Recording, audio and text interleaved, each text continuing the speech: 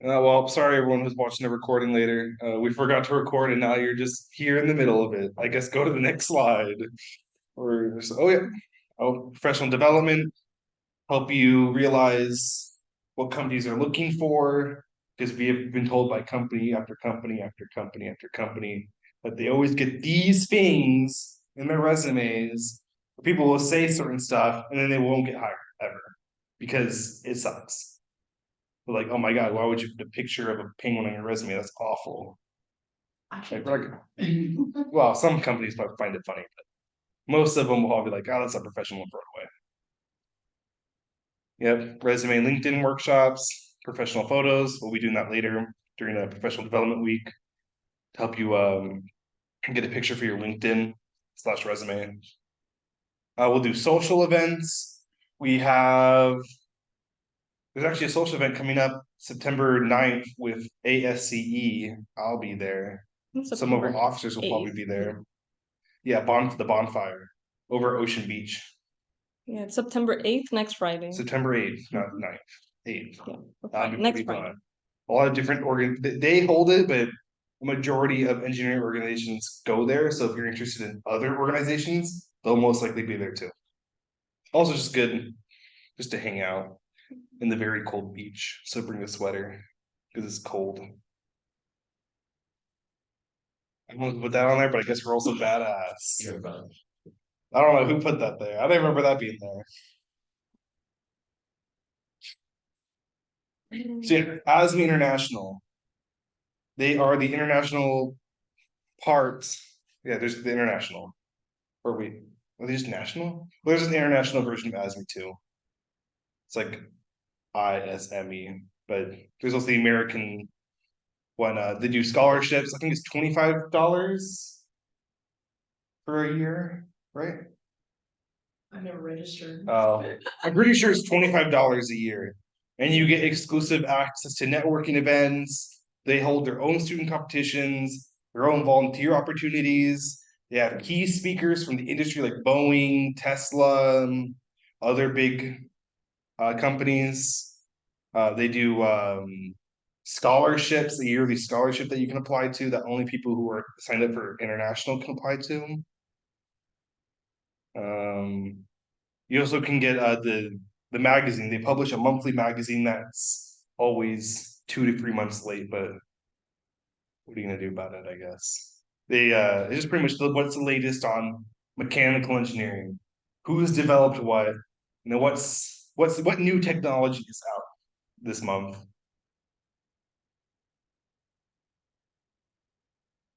Yeah, we're interested in Officer Shadow Corps. If you're interested in becoming an officer, in any sort of capacity, just to hang out, see what becoming an officer is like, to actually do something. You can shadow for president, VP, pretty much all of them. You can be like, hey, I'm really interested in becoming treasurer, and then you just follow the treasurer, not follow them, but you see what they do. See if you really want to do that, and if you do, you can, what's it called? Go up for elections next year if you're really interested.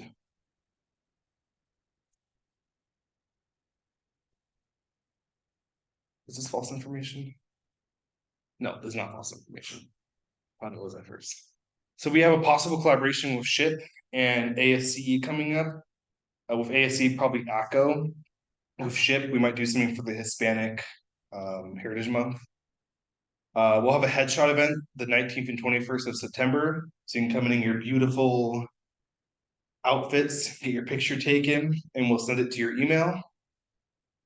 We have a tour of the Design and Development Lab, the RPL, and Machine Room. They told me they don't want to be called RPL anymore, so I was trying to think of something off the top of my head. Then they wanted it like Design, Development, and Prototyping Lab or something. I don't remember. Like I said, Hispanic Heritage Month thing with SHIP, sometime between the 15th and October 15th.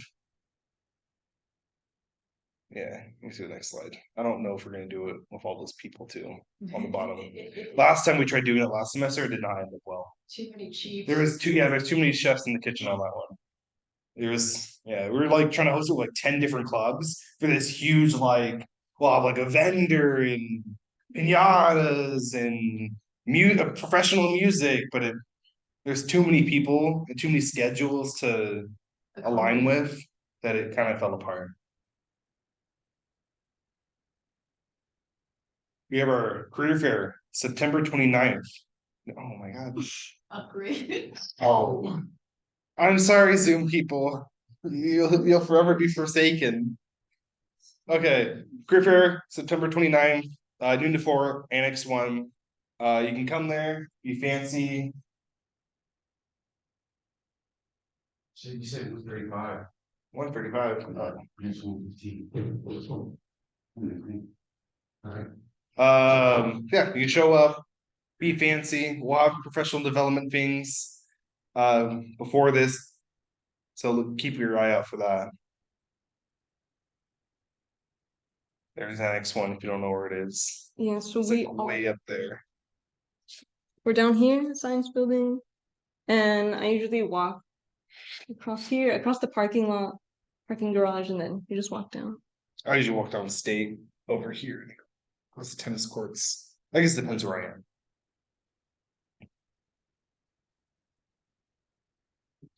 Here's a tips and tricks for success. Actually, what year are you guys?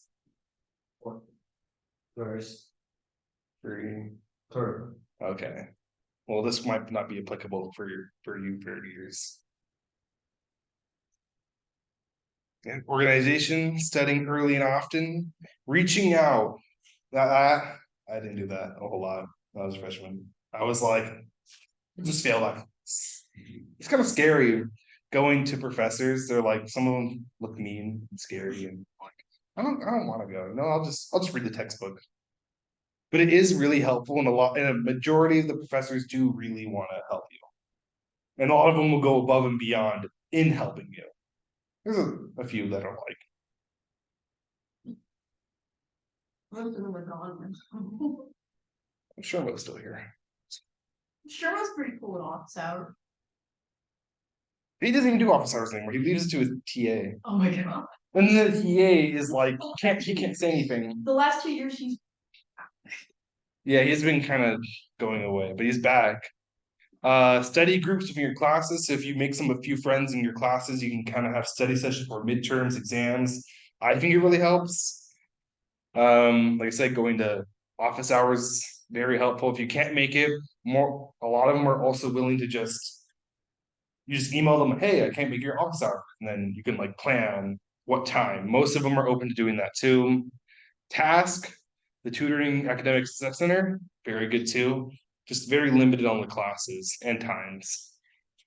But they are students who have already passed those classes. Is it majority of the basic kind of GE ones that line? No, they go all the way up to like 400 level. It's student volunteers. They don't get paid. And their hours are very limited, like 2 hours every week. And they're students. and this is on volunteer. And they're volunteers.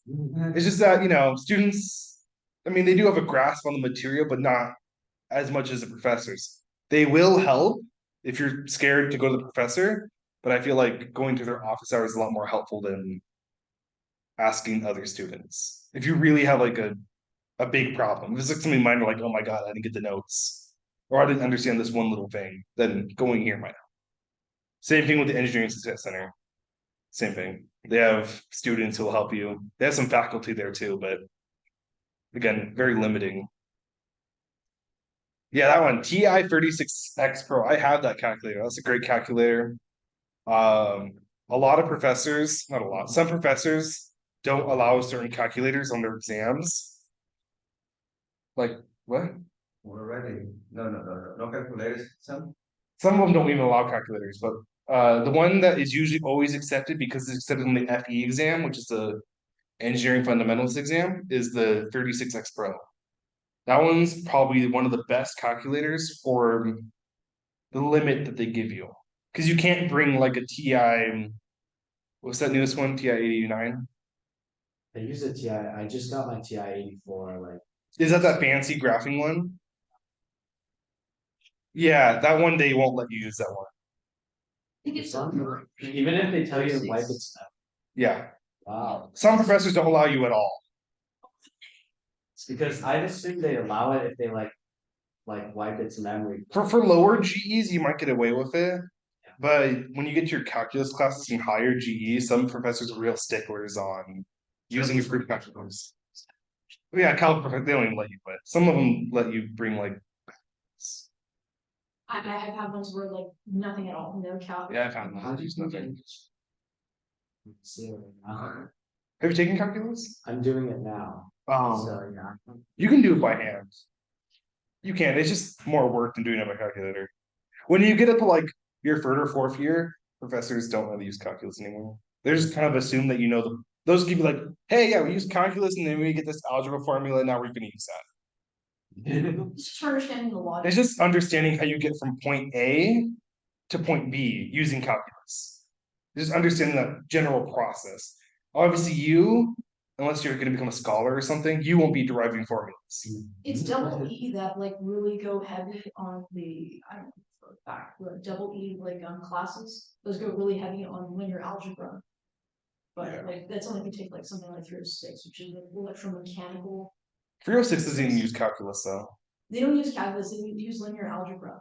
That doesn't use linear algebra either. You don't have to take that class. You don't have to take It's 245. another division elected for mechanicals. I know, I took that one. I didn't take 245. 306? 306, no, I didn't take 245. No, you have to take it. I failed 245 and then I took 306. I know, yes. Yes. I took it with Kohan after failing 245. It's 245 that's like used in it. You like use that a lot. I did not have that class, so you let me in there. But you need to take 245 for 205, but you could take it concurrently. You can take. But then I failed it while taking 205, and I was still allowed to take 306 while taking 245. I cheated the system. 206. I cheated the system, although yes, still important. 245 is painful. So taking all the calculus I've ever learned all at once. And it helps a lot in systems analysis. It's just, it's really just fundamental for like. Oh, yeah, there's a QR code if you're on part of our Discord, although I'm assuming all of you are. Because you're here. You can't cheat electrical systems. I didn't, yeah. You just go to the next slide, I guess. Sweet.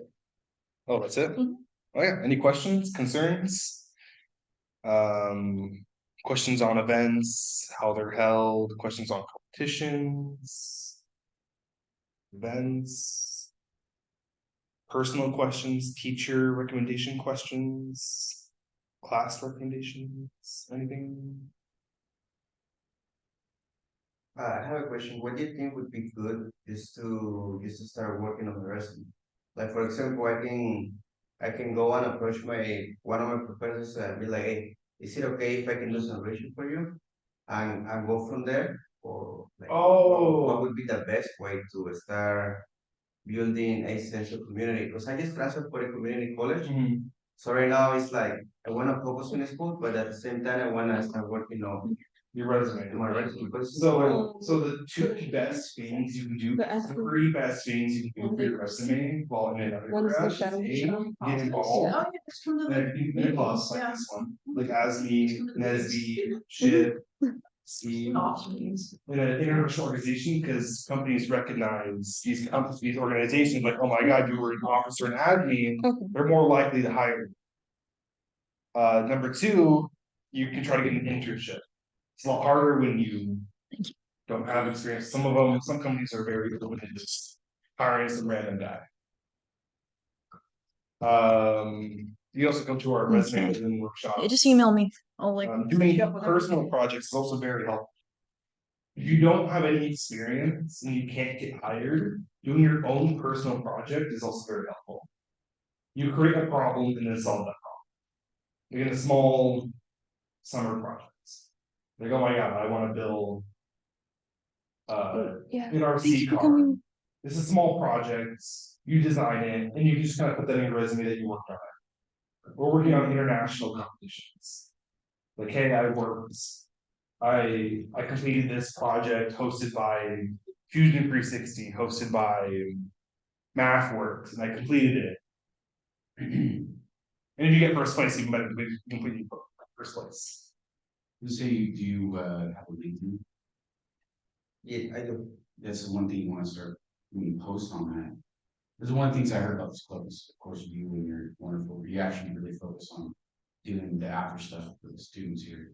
But doing a LinkedIn and sharing your progress, you know, like you're, as you complete a class, you